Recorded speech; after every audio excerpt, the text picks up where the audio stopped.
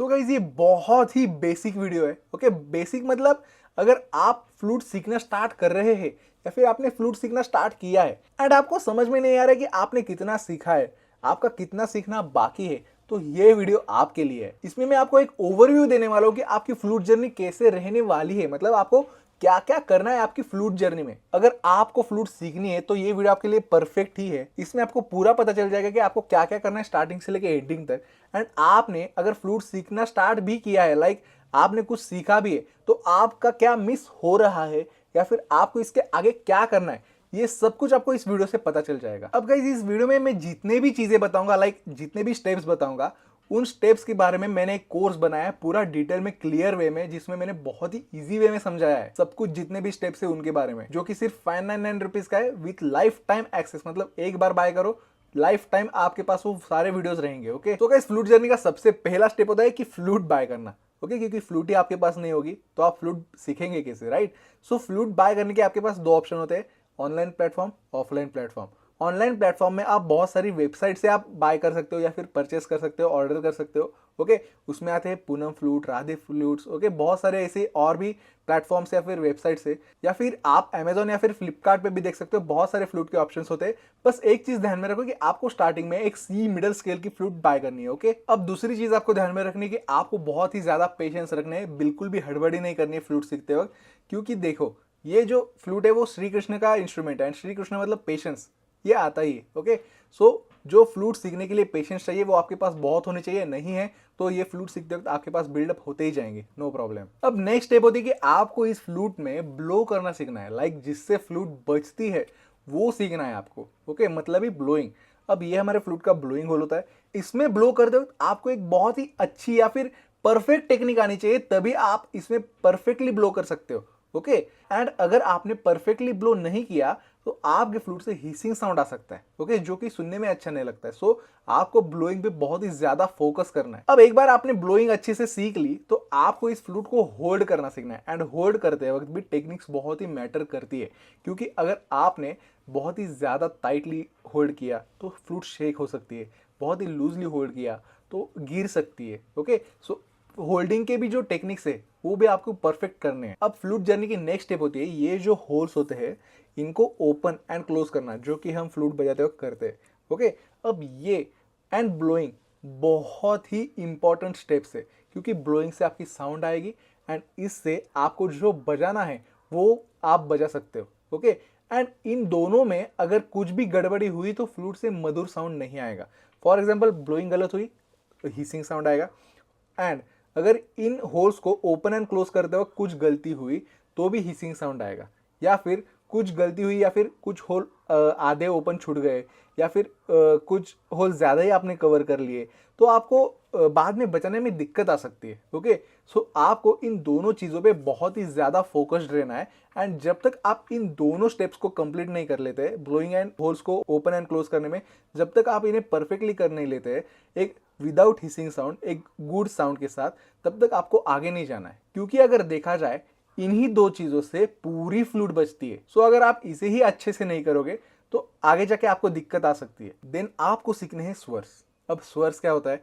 Flute का सबसे basic part होता है स्वर्स। ओके, हर एक इंस्ट्रूमेंट में, हर एक दुनिया के पार्ट में, साउथ कोरिया हो, नॉर्थ कोरिया हो, इंडिया हो, अफगानिस्तान हो, वेस्ट इंडीज हो, अमेरिका हो, यूएसए को, कुछ भी हो, जो भी इंस्ट्रूमेंट बजता है उनके बेस होते हैं स्वर्स। ओके, जो हमारे सारे गमा पदा निसा होते हैं, उनको आपको फ्लूट पे बजाना सीखना है। ओके, एंड इनको आपको फ्लूट पे बजाते वक्त जो ओपन एंड क्लोज की जो आपने प्रैक्टिस की थी उसे ध्यान में रख के बजाना है। ओके, लाइक आपने ओपन एंड क्लोज की जो प्रैक्टिस की है, ओके, उसी को ध्यान में रखते वक्त आपने तब नोटिस किया होगा कि किस होल को कैसे कवर करने के बाद एक अच्छा सा साउंड आ रहा है, राइट?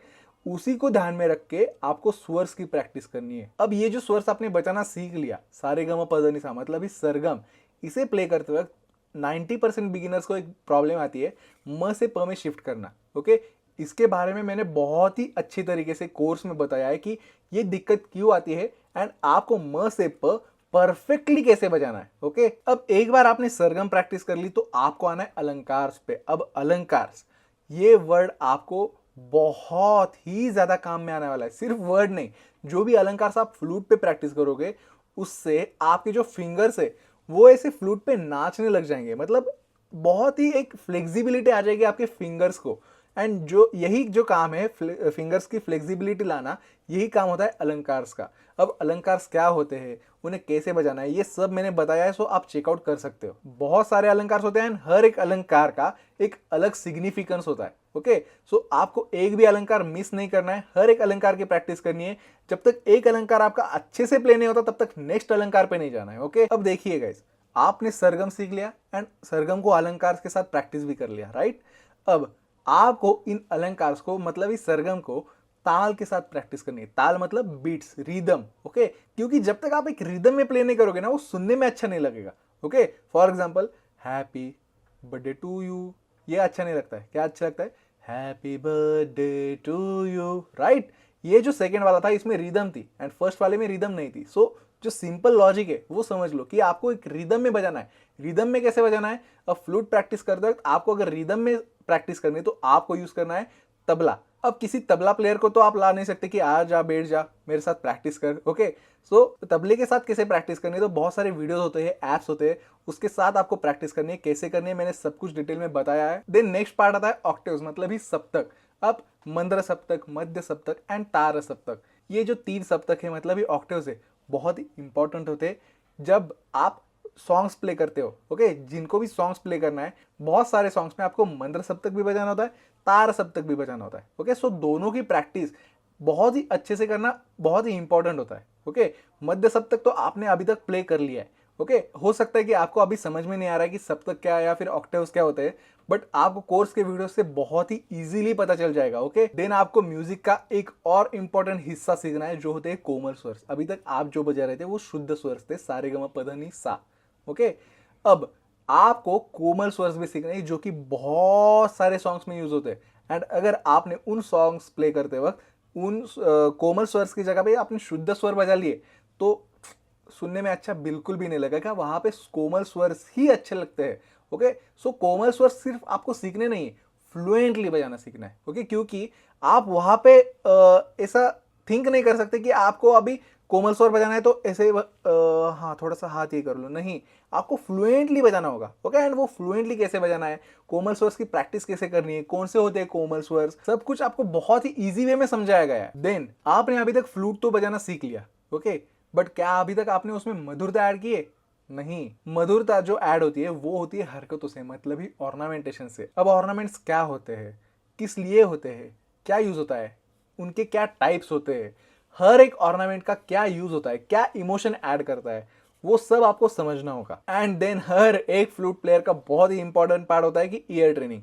ईयर ट्रेनिंग मतलब क्या कि अगर आप किसी भी सॉन्ग को बजा रहे हो एंड उसके लिए आपको अगर नोटेशन लग रहे हैं तो आपको विदाउट नोटेशन उस सॉन्ग को कैसे बजाना है। फॉर एग्जाम्पल, अगर आप मुझे बोलोगे कि कृष्णा धुन बजा के देगा तो मैं नोटेशन नहीं ढूंढता हूँ कि कहाँ गए इसके नोटेशन या फिर क्या है इसके नोटेशन, मैं सीधा प्ले करने लगता हूँ। तो वो कैसे होता है? ईयर ट्रेनिंग से।